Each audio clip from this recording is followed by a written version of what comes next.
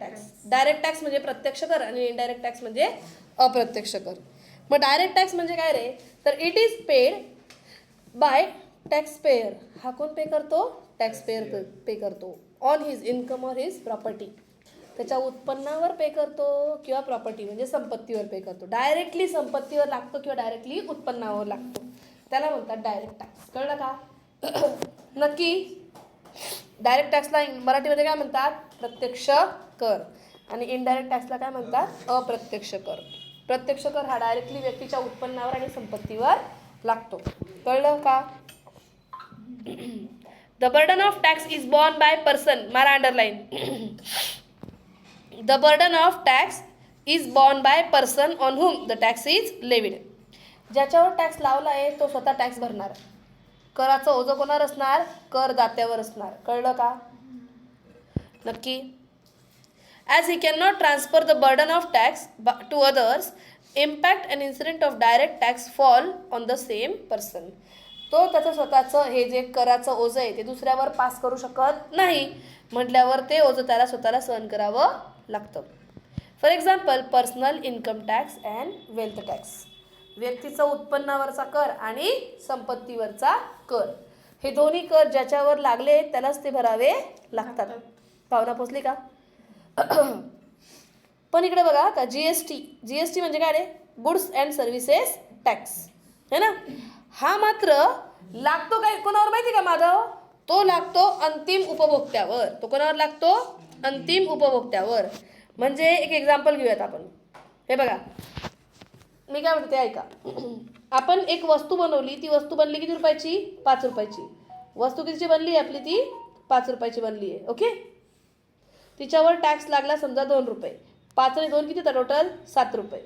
समोरच्याला ती वस्तू आपण कितीला विकली, 7 रुपयाला विकली, टॅक्स ॲड करून. ओके. टॅक्स आणि प्रॉफिट ॲड करून कितीला विकली, 7ला विकली. ज्याला ती 7ला मिळाली ना, त्याने ऑलरेडी टॅक्स किती भरला आहे आपल्या वतीने, 2 रुपये भरला की नाही. तो समोरच्याकडनं वसूल करेल. या 7 रुपयावर तो टॅक्स लावेल. लक्ष द्या बरं का, कसा वसूल करेल तो. या 7 रुपयावर त्याला टॅक्स लागला समजा 3 रुपये. आता त्याला गव्हर्नमेंटला किती टॅक्स भरायचा आहे सांगा बरं मला. तो 2 रुपये भरेल का 3 रुपये भरेल का 1 रुपया भरेल? लक्ष द्या. मी 5 रुपयाची वस्तू विकली, त्याच्यावर 2 रुपये काय घेतला, टॅक्स घेतला. 7 रुपये तुमच्याकडनं घेतला मी. मग तुम्हाला मला 7 रुपये द्यावे लागले. ते 2 रुपये मी कोणाला भरून टाकले, गव्हर्नमेंटला भरून टाकले. पण ते 2 रुपये मैंने तुमसे वसूल किया है की नाही. आता तुम्ही काय कराल, तुम्ही समोरच्याला 5 आणि 2 7 रुपये आणि प्लस टॅक्स होता 3 रुपये, अशा तुम्ही कोणाला विकले, समोरच्या व्यक्तीला विकले, है की नाही, हो की नाही. मग समोरच्या व्यक्तीला तुम्ही जेव्हा विकले तेव्हा समोरच्याकडनं तुम्ही टॅक्स काढला, पण ऑलरेडी 2 रुपये कोणी पे केलेला आहे, आधीच्या व्यक्तीला आपण दिलेला आहे ना. मग आपण गव्हर्नमेंटला किती भरणार, 1 रुपया भरणार. आलं का लक्षात. म्हणजे याचा अर्थ कराचं ओझं हे कोणावर जातं आहे, पुढच्या पर्सनवर. आणि लास्टला आता काय केलं, ती जी वस्तू होती ना, ती वस्तू मी अपेक्षाला विकली. अपेक्षा आहे फायनल कन्झ्युमर, है की नाही. आता अपेक्षाकडनं मी घेतले 14 रुपये टॅक्स सहित. माझा जो एक्स्ट्राचा टॅक्स होता तो मी गव्हर्नमेंटला भरून टाकला. आता मला वजा करायला भेटले रे, पण हिला वजा करता येतील का आता, नाही. कारण ही वस्तू तिने आणली आणि तिने स्वतःनी वापरली, म्हणजे तिला त्या कराचं ओझं स्वतःला सहन करावं लागलं. लक्ष द्या. पहिल्यांदा मी ज्याला विकली होती ना, समोरच्याला मी विकला होता, तेव्हा 5 रुपये प्रॉफिट धरून ती वस्तू होती, 2 रुपये टॅक्स होता, असे 7 रुपये मी समोरच्याकडनं वसूल केले, है की नाही. समोरच्याने त्याच्या पुढच्याला विकताना वस्तू कितीला विकली, 7 रुपये ते ॲक्च्युअल होते ती, प्लस 3 रुपयाचा टॅक्स लावला. 7 आणि 3 किती झाले, 10 झाले. आता तो सरकारला भरताना किती टॅक्स भरणार आहे, फक्त 1 रुपया भरणार आहे, क्योंकि पहिले उसने 2 रुपये दे चुका था. कळलं का. गव्हर्नमेंटला वरचा किती रुपये गेला, 1 रुपया गेला, आणि याचे 2 रुपये वसूल झाले. आता तीच वस्तू अंतिम उपभोक्त्याकडे आली. किती रुपयाला आली ती, 14ला. आता हा समोरच्याला ही विकणारच नाही ना समोरच्याला, हिने तर ऑलरेडी टॅक्स भरला, पण ही समोरच्याला विकणारच नाही म्हटल्यावर तिचं ओझं तिला दुसऱ्यावर स्थलांतरित करता येऊ शकत नाही. कळलं का, पक्का कळलं. अप्रत्यक्ष कराचे ओझे हे काय केले जाते, अप्रत्यक्ष कराचे ओझे हे अंतिम उपभोक्त्यावर स्थलांतरित केले जाते. भावना पोचली का. नक्की. अप्रत्यक्ष कराचं ओझं हे अंतिम उपभोक्त्याला सहन करावं लागतं. चला वाचूयात. Indirect tax is levied on goods and services. हा अप्रत्यक्ष कर कशावर लागतो? वस्तू आणि सेवांवर लागतो. It is paid at the time of production or sale and purchase of commodity or service. वस्तू आणि सेवा खरेदी विक्री करताना तुम्हाला हा कर भरावा लागतो. आळस देऊ नका. The burden of an indirect tax can be shifted by the person or taxpayer to the other person. Hence the impact and incidence of tax are on different heads. इकडे बघा माझ्याकडे. प्रत्यक्ष कर ज्याच्यावर लागला त्यालाच भरावा लागला, पण अप्रत्यक्ष कर लागला होता भलत्यावर आणि भरतोय कोण? भलताच. कारण लागला तर माझ्यावर होता, पण मी तो रिकवर कोणाकडून केला? समोरच्या व्यक्तीला ज्याला विकलं ना त्याच्याकडनं तो वसूल केला. आलं का लक्षात? अप्रत्यक्ष कर हा लादला जातो, व्यक्ती वेगळा आहे आणि जो भरतो तो व्यक्ती वेगळा आहे. कळलं का? अप्रत्यक्ष कराचे ओझे हे स्थलांतरित होते कोणावर? अंतिम उपभोक्त्यावर. शेवट जो वापरणारा कन्झ्युमर असतो की नाही, कन्झ्युमर, त्याच्यावर. भावना पोचली? आणि इनडायरेक्ट टॅक्सेस अप्रत्यक्ष कराचे प्रकार किती आहेत? 2. एक आहे GST goods and services tax आणि दुसरा आहे कस्टम ड्युटी. कस्टम ड्युटी म्हणजे काय रे? जकात शुल्क आहे का? Import export duty. कस्टम ड्युटीच म्हटले का तुम्हाला? पण आयात निर्यात कर असतो कस्टम ड्युटी म्हणजे. देशाच्या बाहेरून आपण जेव्हा आयात करतो की नाही माधव, देशाच्या बाहेरून जेव्हा आपण आयात करतो ना तेव्हा आपल्याला जो टॅक्स भरावा लागतो त्याला म्हणतात कस्टम ड्युटी, आयात निर्यात कर. भावना पोचली का? चला नेक्स्ट पेज काढा. नेक्स्ट पेज कोणतं आहे? त्याच्यावर काय दिलेलं आहे बघा. डायरेक्ट टॅक्स इनडायरेक्ट टॅक्स झाल्यावर पुढे आहेत non tax revenue. Non tax revenue करेतर उत्पन्न. एक होतं कर उत्पन्न, एक आहे करेतर उत्पन्न. करापेक्षा इतर उत्पन्न, करापेक्षा वेगळं उत्पन्न. तर public revenue received by government and government administration, public enterprises, gift and grants are called as non tax revenue. सरकार जे कराव्यतिरिक्त जे उत्पन्न कमवतो त्याला काय म्हणतात? करेतर उत्पन्न असे म्हणतात. आणि याचे त्यांनी एक्सप्लेनेशन दिलेले खालील प्रकारे. पहिला काय आहे? फीज आहे. फीज म्हणजे काय? शुल्क. A tax paid is compulsory without any return of service, whereas fee is in return for certain specific services rendered by government. जेव्हा तुम्ही टॅक्स भरला, टॅक्सच्या बदल्यात सरकार तुम्हाला काहीही देणं बांधील नाही. पण जेव्हा सरकार शुल्क घेते ते कोणत्या तरी सेवा दिल्याच्या बदल्यात देते. भावना पोचली का? For example registration fees.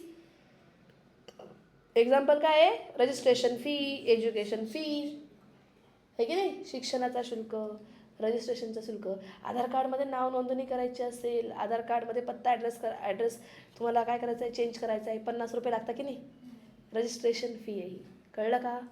हे शुल्क हे सरकारचं काय आहे? उत्पन्न आहे. सेकंड आहे prices of public goods and services. Public goods and services, सार्वजनिक वस्तू आणि सेवा. सेवांचे ना 2 एक्झाम्पल देते मी तुम्हाला. एक आहे रेल्वे आणि दुसरी आहे पोस्ट ऑफिस आहे की नाही. आपण पोस्टद्वारे काय करतो? कुरिअर टाईप करतो ना. कुरिअर तर आत्ता आले नाही, त्याच्या आधी काय होती? पोस्टल सर्व्हिसच होती की नाही. मग रेल्वे सर्व्हिस आहे, पोस्ट ऑफिस पण काय देतं? सर्व्हिस देतं. आणि तुम्ही रेशन दुकानातून जाऊन रेशन विकत घेऊन आणता, गुड्स आहे की नाही. सरकारने दिलेल्या गुड्स आणि सेवा त्याच्यावर सरकार काय घेतं? थोडंसं तरी चार्जेस घेतं की नाही. ते सरकारचं काय आहे? इन्कम आहे. चला बघा. Modern government sells various type of commodities and services to the citizen. आजचं सरकार हे नागरिकांना बऱ्याचशा वस्तू आणि सेवा विक्री करत असतात. A price is a payment made by citizen to the government for goods and services sold to them. नागरिकांना सरकार जे सेवा आणि वस्तू देईल ना त्याच्यावर त्यांनी जी किंमत लावली आहे ते सरकारचं काय आहे? उत्पन्न आहे, इन्कम आहे. भावना पोचली का? नक्की. एक्झाम्पल दिलं आहे railway fares and postal charges. कळलं का? रेल्वेचे तिकीट आणि पोस्टल सेवा, पोस्टाच्या सेवांचे चार्जेस. भावना पोचली? थर्ड टाईप ऑफ इन्कम बघा सरकारचं काय आहे. थर्ड इन्कम काय आहे? स्पेशल असेसमेंट, विशेष अधिभार. हा कशासाठी असतो माहिती का? Facilities provided by government. त्याच्या रिटर्नमध्ये काहीतरी घेईल ना गव्हर्नमेंट एवढं पाईपलाईन वगैरे लावून, तो पाणी सोडणारा त्याचा पण पगार देऊन तुम्हाला टायमावर पाणी पोचवतंय. सरकार त्याच्याबद्दल काय घेईल? पैसे घेईल का नाही? पाणीपट्टी, घरपट्टी, नळपट्टी आहे का नाही? बघा मग, the payment made bye citizens of a particular locality in exchange for certain special facilities. बघा म्हटलं तर मी फॅसिलिटीज, सुविधा. जेव्हा सरकार काय करतं? सुविधा देतं आणि त्याच्या बदल्यात तुमच्याकडनं काय घेतं? पेमेंट घेतं. टपाल सेवा म्हणजे पोस्ट ऑफिस. स्पेशल असेसमेंट म्हणजे काय रे? विशेष अधिभार म्हणजे काय? तर सरकारने दिलेल्या सेवा नाही, सरकारने दिलेल्या सुविधांबद्दलची घेतलेली परतफेड. कळलं का? ओके. एक्झाम्पल दिलेत बघा त्यांनी. For example roads, energy, water supply, हे जे सरकार देतं ना तुम्हाला, ह्याच्याबद्दल सरकार काय घेतं? चार्जेस घेतं. ते सरकारचं काय आहे? इन्कम आहे. भावना पोचली का रे? नेक्स्ट बघा काय? दंड आणि दंडात्मक कार्यवाह्या, फाईन अँड पेनल्टीज. माधव, दंड आणि दंडात्मक कार्यवाही.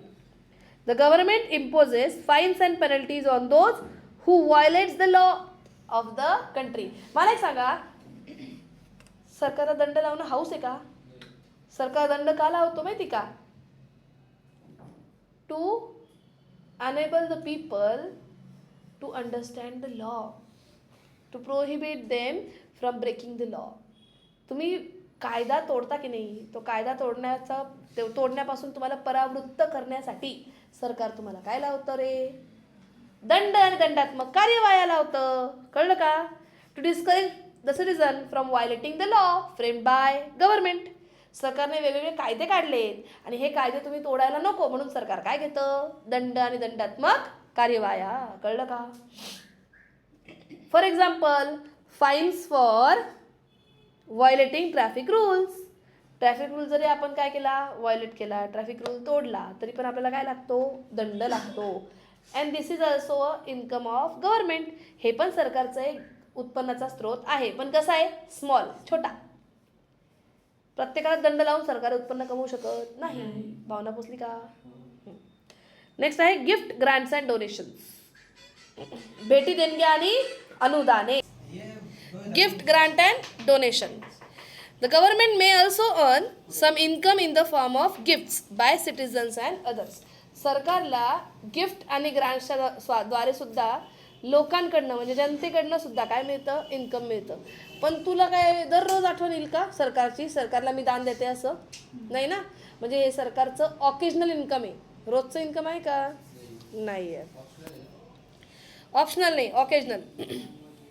कधीतरी मिळणारं उत्पन्न आहे, नेहमी मिळणार नाही. The government may also receive grants from the foreign governments and institutions for general और स्पेसिफिक पर्पज. जनरल पर्पज म्हणजे काय? सरकार कशासाठीही पैसे खर्च करू शकतं. आणि स्पेसिफिक पर्पज म्हणजे काय? तर सरकार सांगेल त्याच गोष्टीसाठी आपल्याला पैसा खर्च करावा लागेल. आता कोणतं सरकार? Foreign government.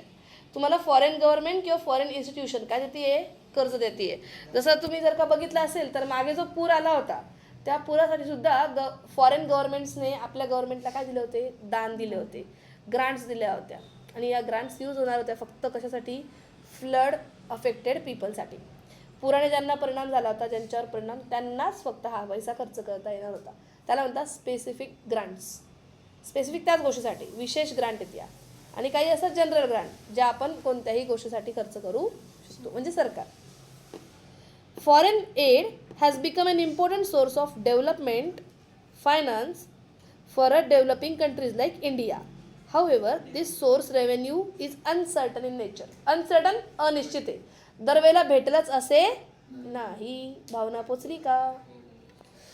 नेक्स्ट आहे स्पेशल लेवी. मी तुम्हाला बोलली ना काल, गुटखा, दारू, तंबाखू, अफीम. अफीमला इंग्लिशमध्ये म्हणतात ओपियम. दारूला म्हणतात इंटॉक्सिकंट. काय म्हणायचं? इंटॉक्सिकंट. मग या इंटॉक्सिकंट, वाईन, ओपियम, अफीम याच्यावर सरकार जो लावतो टॅक्स त्याला म्हणायचं स्पेशल लेवी, विशेष कर. कसावाला कर? विशेष कर. This is levied on those commodities the consumption of which is harmful for our health and well being of our citizens. आपल्या सिटिझन्स, नागरिकांच्या आरोग्यासाठी धोकादायक ज्या गोष्टी आहेत त्यांच्यावर हा स्पेशली कर लावला जातो. कशासाठी? कर जास्त आहे ना, महागडी घेऊ नका. घेतलीच तर मग तुमचा पैसाही जाणार आहे आणि प्लस हेल्थ पण डिटोरिएट होणार आहे. चला बघूयात. Like fines and penalties the objective is not to earn income. Fine जेव्हा लावला होता तिथे पण जसं पैसा कमवणं हा हेतू नव्हता, सेम इथे सुद्धा इन्कम कमवणं हा हेतू नाही आहे. But to discourage the consumption of harmful commodities by citizen. Discourage करायचं, त्यांना जे प्रोत्साहन मिळतं ना ते प्रोत्साहनाला त्यांना काय करायचं आहे? कमी करायचं आहे. म्हणून ते ह्या गोष्टींवरचा टॅक्स काय करतात? वाढवतात. भावना पोचली? आणि हा सगळ्या गोष्टींवर लागतो का? नाही. सगळ्या लोकांवर लागतो का? नाही. म्हणून त्याचं नाव आहे विशेष कर, स्पेशल लेवी. भावना पोचली? नॉर्मल GST नाही आहे, काय आहे? Special levy. आणि लास्ट आहे बॉरोईंग्स. म्हणजे तुम्हाला त्या दिवशीचं एक्झाम्पल दिलं होतं की दिवाळीला खर्चाला लागत होते 16,000 आणि आपल्या मम्मीचा पगार किती झाला होता? 10,000. 6,000 तिला काय करावं लागले? कर्ज घ्यावं लागलं. काही काही ना त्या दिवसासाठी पैशाचं काम भागलं की नाही? त्याला म्हटलं जातं बॉरोईंग्स, कर्ज. काय म्हटलं जातं? बॉरोईंग्स. मग सरकार बॉरोईंग्स कोणाकोणाकडनं घेतं? तर जनतेकडनंही घेऊ शकतं, बँकांकडनंही घेऊ शकतं, म्हणजे हे देशातला पर्याय झाला, किंवा देशाच्या बाहेरून घेऊ शकतं. देशाच्या बाहेरून कुठून घेणार? फॉरेन गव्हर्नमेंट्स, विदेशी सरकार, किंवा वर्ल्ड बँक, जागतिक बँक, किंवा इंटरनॅशनल मॉनिटरी फंड्स. म्हणजे काय? आंतरराष्ट्रीय नाणेनिधी. इथून सुद्धा सरकार काय घेऊ शकतं? कर्ज घेऊ शकतं.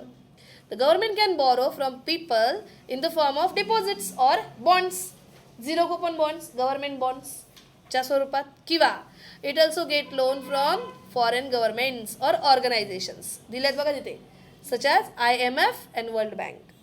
इंटरनॅशनल मॉनिटरी फंड, आंतरराष्ट्रीय नाणेनिधी, किंवा मग वर्ल्ड बँक, जागतिक बँक यांच्याकडनं सुद्धा सरकार काय घेऊ शकतो? कर्ज घेऊ शकतो. And loans are becoming more and more popular source of revenue for the governments in the modern times. जुन्या काळामध्ये आपली मम्मी पैसे सेव्ह करायची आणि मग वस्तू घ्यायची, आणि आजच्या काळामध्ये हप्त्यावर. म्हणजे याचा अर्थ काय? तर मॉडर्न टाईममध्ये ही गोष्ट काय झालेली आहे? मोर अँड मोर पॉप्युलर. कळलं का? मग ते फॉर गव्हर्नमेंट असो नाही तर फॉर इंडिव्हिज्युअल असो. भावना पोचली? नक्की? बाकी घेऊ उद्या. चला मारा कल्टी.